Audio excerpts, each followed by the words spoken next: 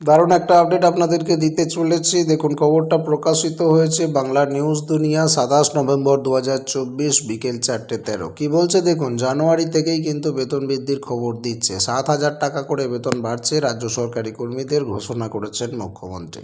এই হেডলাইনে খবরে কি বলা আছে অবশ্যই মন দিয়ে শুনবেন, দেখবেন এবং ভিডিওটিকে লাইক করার পর শেয়ার করে সকল বন্ধুবান্ধবদের জানতে সাহায্য করবেন। আর কমেন্ট সেকশনে জানাবেন আপনার বেতন বেড়েছে না বাড়েনি, কোন ডিপার্টমেন্টে আপনি কাজ করছেন, কোন জেলা থেকে ভিডিওটি দেখছেন।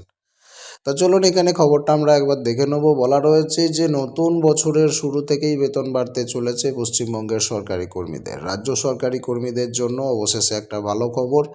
দীর্ঘদিন ধরেই রাজ্য সরকারি কর্মীরা বেতন বৃদ্ধি এবং ডিএ বৃদ্ধির দাবিতে আন্দোলন এবং বিক্ষোভ চালিয়ে যাচ্ছেন। তবে সরকারের নিদ্রা যেন ভাঙে না। মামলার জল গড়িয়েছে সুপ্রিম কোর্টে। তবে এবার সরকারি কর্মীদের স্বার্থে ঘোষণা করলেন সুখবর রাজ্যের মুখ্যমন্ত্রী মমতা ব্যানার্জি। আগামী জানুয়ারি থেকে ৭,০০০ টাকা করে বেতন বাড়তে চলেছে তাদের। কেন্দ্রীয় হারে ডিএ দেওয়া নিয়ে বহুদিন ধরে রাজ্য সরকারি কর্মীরা নিজেদের দাবি তুলেছেন রাজ্যের মুখ্যমন্ত্রীর কাছে। তবে এখনো পর্যন্ত সেই নিয়ে কোনো ইতিবাচক ঘোষণা হয়নি সরকারি তরফে।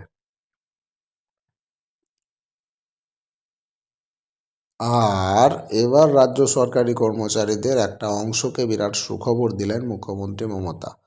সরকারি কর্মীদের বেতন এক ধাক্কায় ৭,০০০ টাকা বাড়ানো হলো। ২০২৫ সাল থেকে এই নতুন বেতন কাঠামো চালু হবে বলে খবর পাওয়া যাচ্ছে। এই মুহূর্তে এই খবর শোনার পর কিন্তু খুশির আবহ চলছে রাজ্য জুড়ে। কাদের বেতনটা বাড়লো? সবার তো বাড়েনি, কাদের বাড়লো দেখুন। রাজ্যে কর্মরত সরকারি কর্মীরা বহুদিন ধরে বেতন বৃদ্ধি এবং মহার্ঘ ভাতার জন্য প্রতিনিয়ত আন্দোলন করছিলেন। আর রাজ্যের বিভিন্ন প্রান্তে ডিএ আন্দোলনের আঁচ কিন্তু বেড়ে যাচ্ছে। বিশেষত কেন্দ্রীয় হারে ডিএ না দেওয়ায় রাজ্য জুড়ে সরকারি কর্মীদের মধ্যে একটা অসন্তোষ তৈরি হচ্ছে। এর পাশাপাশি বকেয়া ডিএ দেওয়ার জন্য তারা দাবি তুলছেন, যদিও সেই দাবি এখনো পর্যন্ত সরকার পূরণ করার ধারেও যায়নি। যদিও সেই দাবি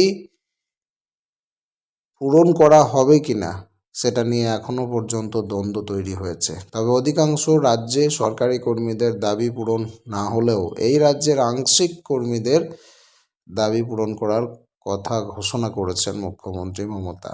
রাজ্য সরকার আগামী বছর তথা ২০২৫ সালের জানুয়ারি থেকে এই নির্দিষ্ট শ্রেণীর কর্মীদের জন্য বেতন কাঠামো চালু করার কথা ঘোষণা করেছে, যা কর্মীদের মুখে হাসি ফোটাবে।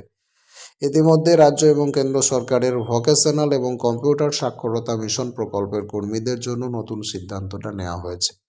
মূলত আইটিসি কম্পিউটার টিচারদের জন্য এই ভাতা বাড়ানোর সিদ্ধান্ত নেওয়া হয়েছে। আর এই নতুন কাঠামো অনুযায়ী ৫ বছরের চাকরির অভিজ্ঞতা থাকা কর্মীদের ন্যূনতম বেতন হবে ২১,০০০ টাকা। অর্থাৎ বেতনটা অনেকটাই বৃদ্ধি হলো। আর তিনি যদি ১০ বছর ধরে ডিউটি করেন একটানা, তাহলে তার ন্যূনতম বেতন দাঁড়াবে ২৬,০০০ টাকা। শুধু এইটুকু বৃদ্ধি নয়, আবার বাৎসরিক বৃদ্ধিও আছে। ৫ বছর যদি কাজ কমপ্লিট করলে তাদের হয়তো ৫০০ টাকা করে বাড়বে। ১০ বছর ধরে কাজ কমপ্লিট করলে তাদের হয়তো ইয়ারলি ৭০০-৮০০ টাকা করে বাড়বে। এরকম আপনারা অফিসিয়াল নোটিশটা দেখে নেবেন। একজন ব্যক্তি যদি ১৫ বছর একটানা কাজ করেন তাহলে তার ন্যূনতম বেতন দাঁড়াবে ৩২,০০০ টাকা। আর তিনি যদি ২০ বছর কাজের অভিজ্ঞতা রাখেন তাহলে তার ন্যূনতম বেতন দাঁড়াবে ৩৯,০০০ টাকা।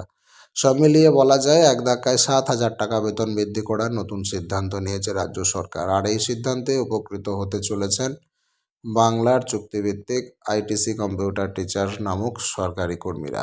এ বিষয়ে আপনার কি মতামত অবশ্যই কমেন্ট করে জানান। পরবর্তী আপডেট পেতে নজর রাখুন স্মার্ট দুনিয়ায়।